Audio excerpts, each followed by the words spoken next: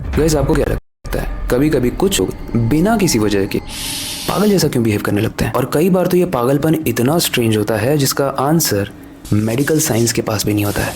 मतलब एक हॉरिफिक, एक डरावना पागलपन। आज की कहानी आपको बहुत हैरान और शॉक में डाल देगी। आज की कहानी है महाराष्ट्र के नासिक की, जहाँ एक पुरानी हवेली के बारे में कहा जाता है कि वहाँ रात को काफी आत्माएं भटकती हैं। कई लोग तो ऐसा भी कहते हैं कि जो भी रात में वहां पर गया वो कभी वापस नहीं आया। लेकिन आज की कहानी बाकी हवेलियों वाली कहानी से काफी डिफरेंट है। कैसे, आप स्टोरी में समझोगे। लेकिन उससे पहले, हेलो गाइस, मेरा नाम है अविनाश कुमार और आप देख रहे हो हॉरर स्टोरीज।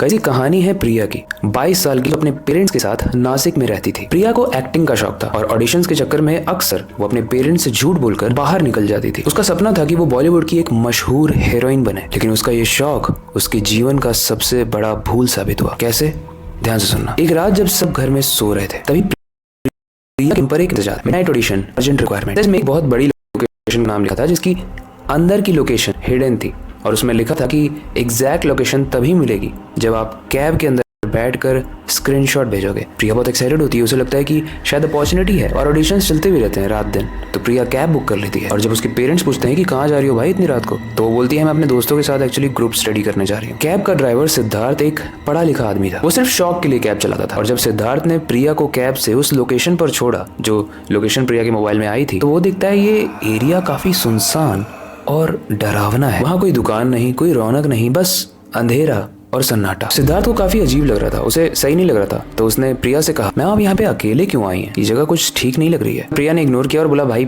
जाओ यार, यहाँ पे मेरे को काम है। तो सिद्धार्थ भी वहाँ से चला गया। लेकिन थोड़ी देर बाद वहाँ पर एक कार आती है, उसमें बैठे हैं 2 औरतें और एक आदमी। उन्होंने प्रिया से पूछा कि वो वहाँ क्या कर रही है। प्रिया ने जब उन तीनों को ऑडिशन के बारे में बताया तो उन्होंने बोला कि हाँ, भी ऑडिशन के लिए आए हैं, एक काम करो तुम हमारे साथ बैठ जाओ, हम साथ में ऑडिशन देते हैं। प्रिया बिना सोचे समझे दूसरी कार में बैठ जाती है। कार के अंदर वाली जो पहली औरत थी वो तो काफी बातें कर रही थी, लेकिन दूसरी औरत काफी शांत थी। थोड़ी ही देर बाद दूसरी औरत ने मिठाई निकालकर प्रिया को दी और उसने बोला वो घर से बना के लाई है और वो काफी खुश है कि उसने टेस्टी मिठाई बनाई है। पहले तो प्रिया ने मना किया, उसे सही नहीं लगा खाना, लेकिन इतना प्रेशराइज किया गया उसे कि उसने बोला ठीक है मैं ले लेती हूँ। और यहीं पर आता है कहानी में ट्विस्ट। इसके बाद प्रिया को चक्कर आ जाता है और वो बेहोश हो जाती है। जब प्रिया की आंख खुलती है तो वो एक अंधेरी और अजीब सी जगह पर थी। वहां से निकलने का कोई रास्ता ही नहीं था, दूर दूर तक सिर्फ अंधेरा था। तभी एक आदमी जिसके चेहरे पर चिता के राख का तिलक लगा हुआ था वो आता है और वो प्रिया से आके कहता है, आज से तू मेरी गुलाम है, जो मैं कहूंगा वही तू करेगी। और वो प्रिया की आंखों में आंखें डालकर बोल रहा है और ऐसा लग रहा था कि वो कोई तंत्र विद्या भी कर रहा है करते हुए। प्रिया हिप्नोटाइज हो जाती है और इसमें कोई शॉकिंग बात नहीं है कि प्रिया बिना किसी का विरोध किए उसकी हर चीज मान लेती है क्योंकि वो हिप्नोटाइज हो चुकी थी। 3 महीने तक उस आदमी ने प्रिया को अपने पास रखा। कभी उसे झाड़ू पोछा करवाता, कभी खाना बनाता, कभी उससे डांसिंग, सिंगिंग कुछ भी करवाता था और हर चीज प्रिया बिना शिकायत के करती थी। एक दिन वो आदमी प्रिया को बोलता है अपने बाल काटो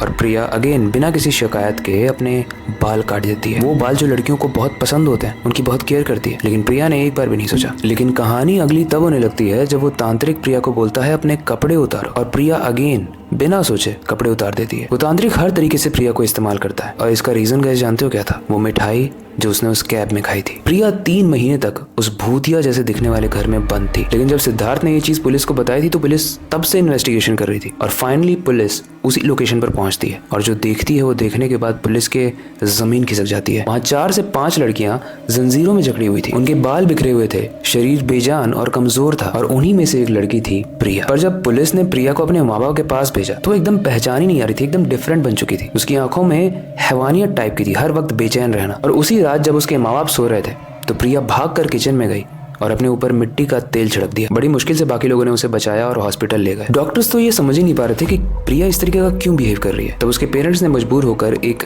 पंडित को बुलाया। पंडित कहता है कि जिस तांत्रिक ने इस पर वशीकरण किया है इसे सिर्फ वही फ्री कर सकता है। लेकिन ट्विस्ट ये है कि जब पुलिस ने उस तांत्रिक को अरेस्ट किया था तो वो जेल में जहर खाकर मर गया था।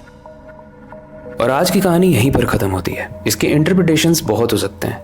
मैं जानना चाहूंगा आपको क्या लगता है वो प्रिया कैसे बच सकती है? आपने काफी सारी हॉरर मूवीज देखी होंगी, किस तरीके से एंडिंग हो सकती है इसकी? क्योंकि तांत्रिक तो अब मर चुका है, तो इसके वशीकरण का समाधान अब कैसे होगा? क्या इसके कोई श्लोक्स हैं जो हमारे पास अवेलेबल हैं, या फिर हो सकता है एंशिएंट स्क्रिप्चर्स में इसका कोई सोल्यूशन? आप अपने थॉट्स जरूर बताना। आज की कहानी आपको कैसे लगी ये भी जरूर बताना। और इस कहानी से हमें कुछ मिले ना मिले, एक चीज जरूर सीखने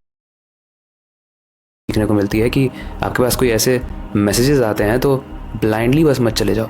हो सकता है आपको वो चीज़ें बहुत पसंद है और उसी से रिलेटेड मैसेज आया है कहीं आने के लिए, तब भी मत जाना, वरना आप भी ऐसे प्रिया की तरह पागल हो जाओगे। इस कहानी से रिलेटेड कोई फीडबैक है आप हमें कमेंट सेक्शन में बता सकते हो।